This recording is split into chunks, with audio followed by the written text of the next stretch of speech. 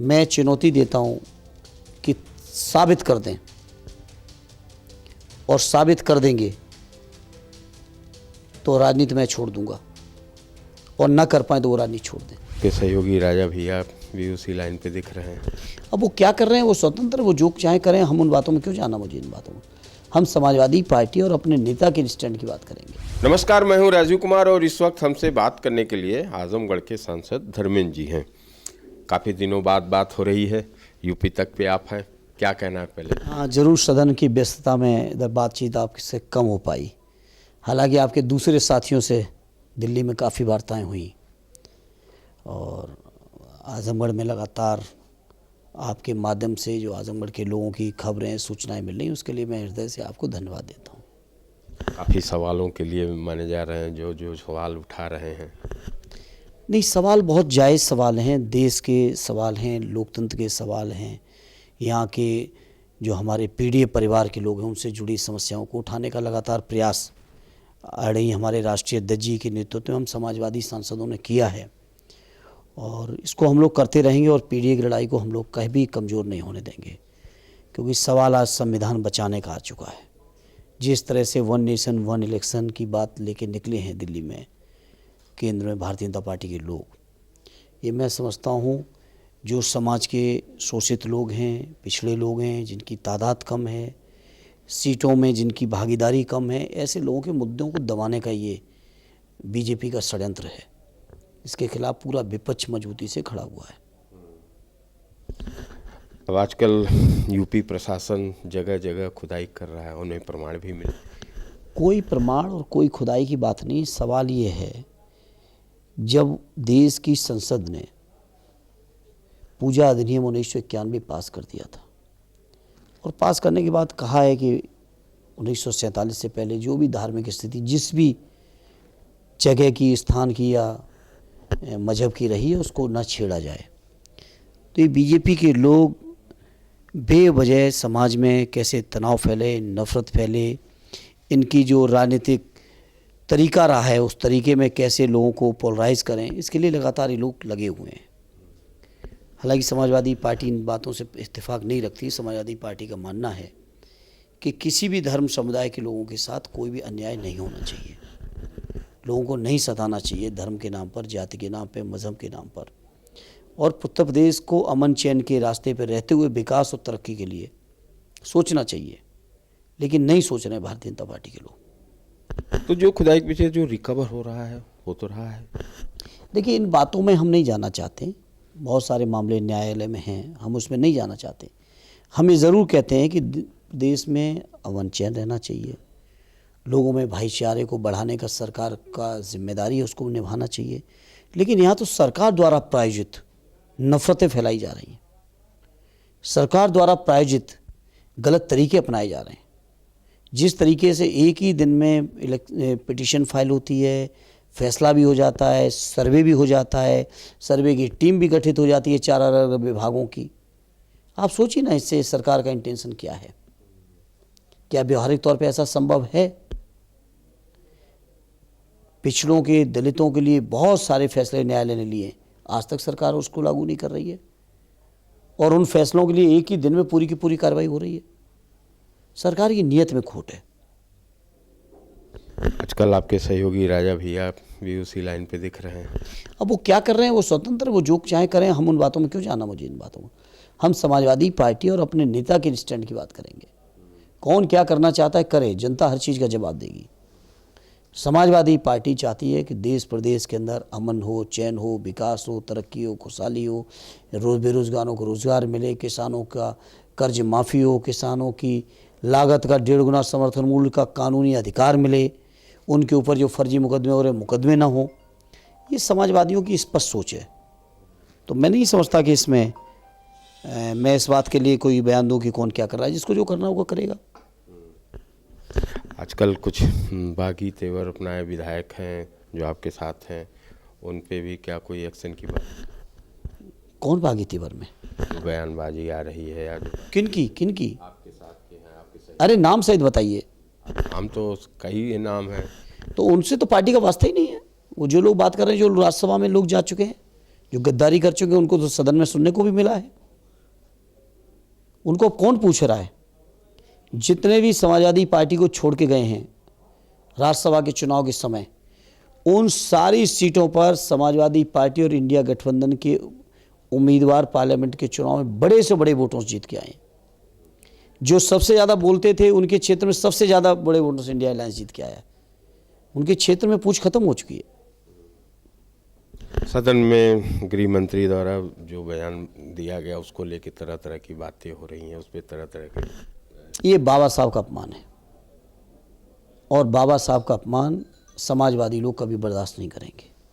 बाबा साहब ने जो देश के संविधान के माध्यम से लोगों को हक दिए हैं, संवैधानिक हक दिए हैं, कानूनी हक दिए हैं, जो न्याय दिया है, जो स्वाभिमान सम्मान का जीवन दिया है, वो निश्चित तौर पे हमारे नेता आदरणीय अखिलेश यादव जी कहते हैं कि बाबा साहब भीमराव अम्बेडकर जी हमारे पीढ़ी परिवार के भगवान हैं। उनका अपमान कोई भी करे, चाहे वो देश के बड़े से बड़ा व्यक्ति, ताकतवर व्यक्ति को ना हो, समाजवादी लोग इस बात को स्वीकार नहीं करेंगे। इस बात को हम लोगों ने संसद में भी कहा था, संसद भवन के बाहर धरने में भी कहा था, विधानसभा में हमारे माननीय विधायक गणों ने भी कहा था, और सड़कों पर भी हमारे पूरे उत्तर प्रदेश और देश में जहाँ भी समाजवादी लोग हैं उन लोगों ने ज्ञापन के माध्यम से अपनी बात को कहा है। इसमें तो बयान भी आ गया गृह मंत्री जी अमित शाह जी का कि नहीं, उनके भावनाओं को, उनको बातों को इंटरप्रेट किया गया। दूसरे इंटरप्रिटेशन गलत नहीं है। लाइव टेलीकास्ट आपने भी देखा होगा, हमने भी देखा और पूरे देश ने देखा है। वो जो उनका बयान था वो शुद्ध रूप से घमंड भरा था और विपक्ष की कोई अलग मांग नहीं थी। विपक्ष तो ये कह रहा कि आपने बाबा साहब का अपमान किया है, लिहाजा उनसे माफ़ी मांग लीजिए, खेद व्यक्त करिए। जिन लोगों से की भावनाएं आहत हुई उनसे, उनके प्रति खेद व्यक्त करिए, यही तो कहा था विपक्ष ने। लेकिन अभी तक तो मेरी सूचना में तो अभी तक ऐसी कोई बात उन्होंने नहीं की है। लीपापोती करने की कोशिश की है लेकिन खेद व्यक्त नहीं हुआ है। आप हो सकता है संतुष्ट हो, लेकिन पीडीए परिवार उनके इस स्पष्टीकरण से कोई संतुष्ट नहीं है। चलिए आते हैं उत्तर प्रदेश में जो उपचुनाव हुए, क्या, क्यों, हार के पीछे क्या? देखिए, शुद्ध रूप से प्रशासन ने षड्यंत्र करके खींच मिटाने की कोशिश की है। आप नहीं जानते हो कि रिवॉल्वर के दम पर वोट डालने से महिलाओं को रोका गया। आप नहीं जानते हो कि कुदरकी के अंदर 80% लोग वोट डालने ही नहीं गए और उनके वोट पड़ गए। पूरे प्रशासन ने वोट डाले हैं, सत्ता ने वोट डाले हैं। वही कुदरकी जो 57,000 जीते थे, क्या हम लोग 1,23,000 से हार सकते थे? क्या इतनी बड़ी अंतर हो सकता क्या? ये शुद्ध रूप से वोटों की डकैती हुई है, लोकतंत्र की हत्या हुई है। और इस बात को हम केवल आपके चैनल पर नहीं कह रहे हैं, इस बात को हम लोग संसद में कह चुके हैं। कुछ कमियां रही हैं? नहीं, कोई कमी नहीं, सिर्फ वोटों की डकैती, वोटों की डकैती की गई है प्रशासन की दम पर।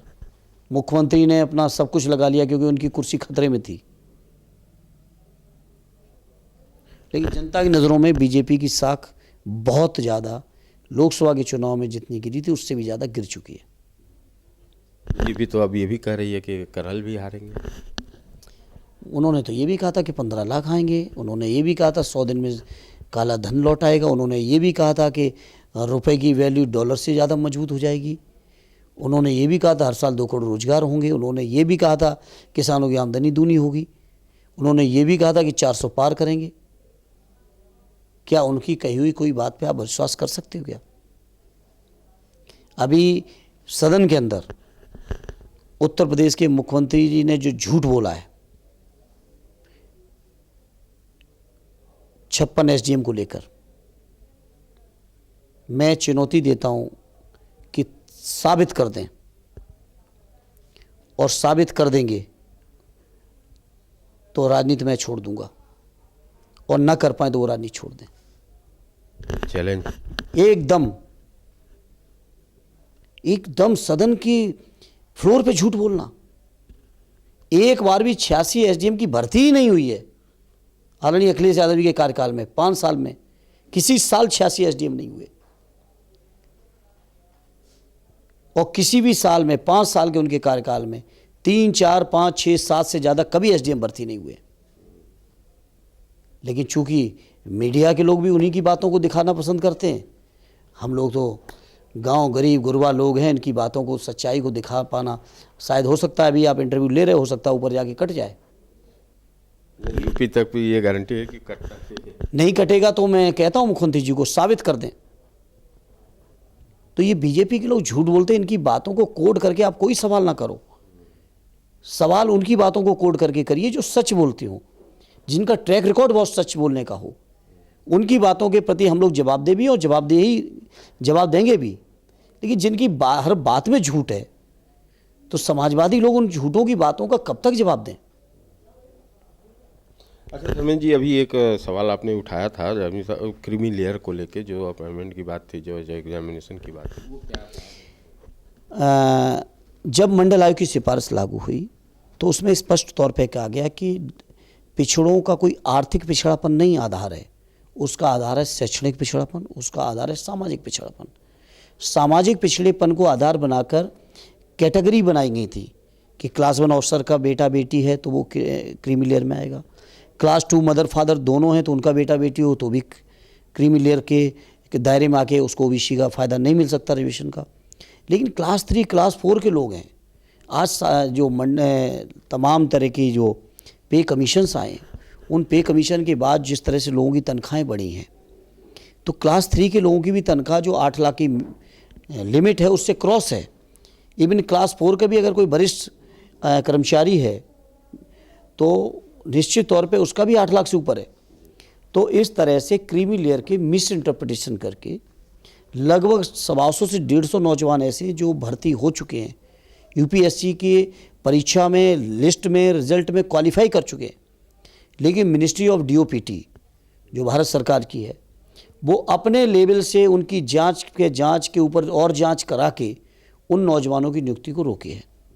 इस मामले को हमने सदन में उठाया था और मेरी कही हुई एक एक बात सच है और मैं समझता हूँ, मुझे उम्मीद है सरकार को हमारी बात को मानते हुए अपने फैसलों पर पुनः विचार करना होगा।